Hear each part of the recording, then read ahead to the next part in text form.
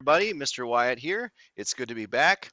And today we're looking at section 9 of topic 4, use patterns to write and solve equations. Okay, use patterns to write and solve equations. Also, I decided to wear a tie again today, and I wore my fancy tie today because I care about you guys. You guys matter, and I want to look my best for you. So there we go. All right, so let's take a look here. This table shows how many candles are in different numbers of boxes. Okay, so you can see number of candles, we're calling that C for candles. Number of boxes, we're calling that B for boxes. There are 8 candles in 2 boxes. There are 12 candles in 3 boxes. There are 16 candles in 4 boxes. We want to find a pattern that explains the relationship between the values of C and B. We can use words and we can use numbers to describe the pattern. And then I want to answer the question, how many candles will there be in 10 boxes? All right, so first of all, can you find a pattern here? In other words, how are you getting from the number of candles to the number of boxes? From 8 to 2. Well, how are we getting from 12 to 3? And how are we getting from 16 to 4? And we want it to be the same thing that we're doing every time, okay? You don't want it to be different each time. Well, to get from 8 to 2, we could divide by 4, correct? What would happen if we divided 12 by 4? Well, that does equal 3. What if we took 16 divided by 4? Well, that equals 4. So you could say that the number of boxes B is equal to the number of candles C divided by 4. Okay? Now, I can also look at it the other way. I'm going to change colors to do this. Bum, bum, bum. Activate the pen here. Well, maybe it doesn't want to let me change colors. This is annoying. Oh, well, if I can't change colors, I can't change colors. I'm not going to play around too much longer. There we go. We'll just go with black, keep it simple here. I could go the other way, and if the number of boxes is equal to the number of candles divided by 4, then I could say the number of candles is equal to the number of boxes times 4. And I can write that like this, 4b. Number of candles is equal to 4 times the number of boxes. Okay, if you have 2 boxes, you take that times 4 and you have 8 candles. If you have 3 boxes, take that times 4, since there are 4 candles per box, you get 12 candles. 4 boxes times 4 would be 16 candles. So you can write it either way, either in terms of the B or in terms of the C. Okay, I'm going to switch back to red here because that's the way we were looking at it initially. The number of boxes equals the number of candles divided by 4.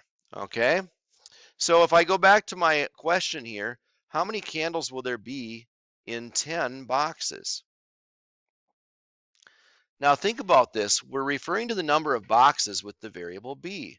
So this 10 here, for 10 boxes, I will substitute that in place of the b for the number of boxes. So I can say 10 equals c, the number of candles, divided by 4. You know, when we're solving equations, we can use the inverse operations. Here it says c divided by 4. I can undo that by multiplying by 4. Or you could say you're multiplying by 4 over 1. It's really the same thing as multiplying by 4. And we find out that those cancel out, and the number of candles is 10 times 4, or 40. So that means if you have 10 boxes, you have 40 candles. This problem would have been much easier if I had looked at it in the other direction. So if I had said the number of candles equals 4 times the number of boxes, then I could find the number of candles by taking 4 times 10, which is the number of boxes. So the number of candles this way you can still see is 40 candles. We get the same result either way. Okay? Now, this table shows the cost of weekend tickets to the Slide and Splash Water Park. Find a pattern that relates the number of tickets N and the cost C of the tickets. How much would 6 tickets cost? So the first thing I want to do is come up with a rule that I can use to find the total cost at this water park. Okay? In other words, how am I getting from N, the number of tickets, to C, the total cost? How do I get from here to here? Something that works every single time. How am I getting this from 3 tickets to being $16.50? Some of you might think, well, can't I just divide $16.50 by 3 and find the unit price or the price for just one ticket? And you sure can. That's exactly what we want to do. So I'll take $16.50. I'm going to divide by 3. Okay? I'll bring the decimal point straight up here into the quotient. 3 goes into 16 5 times. 5 times 3 is 15. And I have a remainder when I subtract here of 1. Now bring down the next digit, which is a 5. Don't worry about the decimal point. We already know it comes straight up here. And I have 15. 3, well, again, times 5. 5 times 3 is 15. Subtract, I get a remainder of 0. We're dealing with money here. So 5.5, money should go 2 places past the decimal point. So let's float this 0 up here. And we find out it's $5.50 per ticket. Okay, $5.50 per ticket. So if you take 3 times 5.50, that does equal $16.50. And you know what? 4 times 5.50 does equal $22. 5 times 5.50 equals $27.50. It's going to work every single time. Okay, so to write my rule, I would say the cost C will always equal $5.50 times N, the number of tickets.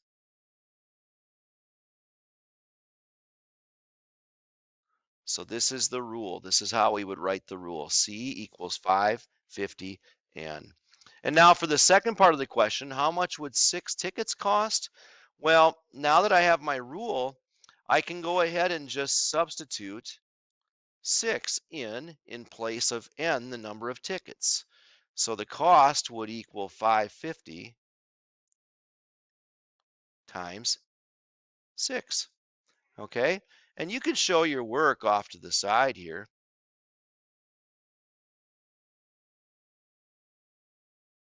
Hey, by the way, I know 3 tickets is $16.50, so 6 tickets would be double that, which is $33. Just a little side note.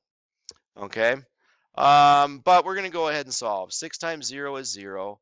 6 times 5 is 30. Carry the 3. 6 times 5 is 30. Add 3. That's 33. And the decimal point goes in 2 spaces. And we get 33.00. So the cost, the total cost here, is $33. And since it is money, I am going to show the dollar sign on my answer. Okay, so here's my rule. C, the total cost equals 550 times N, the number of tickets. And then the cost for 6 tickets is $33. So really, if I were labeling this, I'd say $33 for 6 tickets. Okay? Because it's not going to be $33 for any other number of tickets, just for 6 tickets, okay? So $33 is the cost. I can write that in my table too. $33 is the cost for 6 tickets. All right, jumping ahead here. I'm going to skip this example because I want to make sure we have time to get through all of these here. This is more important. Okay, and so I want to write a rule. I'm looking at some tables here. I want to write a rule for these tables and then fill in the missing numbers. So let's start by filling in the missing numbers in the table. Here I have 1 and 5. When x is 1, y is 5. When x is 2, y is 6. When x is 3, y is 7. And now here I have some missing values. Can you spot a pattern when you look at this table? Now remember, when we're looking for a pattern, don't look 5, 6, 7 and say, oh, it's going up 1 each time. No, I want to know, how am I getting from X to Y? Oh, and I haven't mentioned this yet. In tables, this first value here is your input value. And the second number over here is your output value.